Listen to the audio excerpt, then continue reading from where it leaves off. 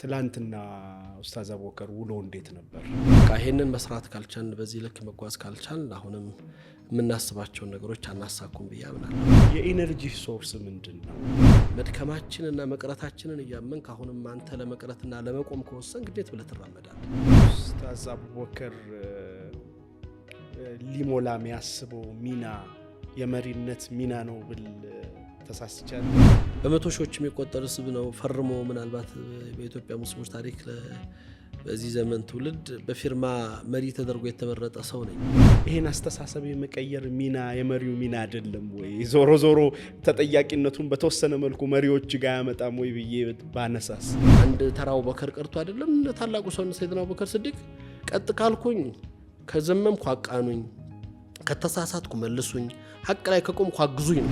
ስለ ለውጥ ሁሉ ያወራል። ምዕራቡ ዓለም ስለ ለውጥ ይወራል። ለውጥ ሲወራ ግን እነሱ የሚያስቡት ለውጥና የሚመኙት ለውጥ አለ።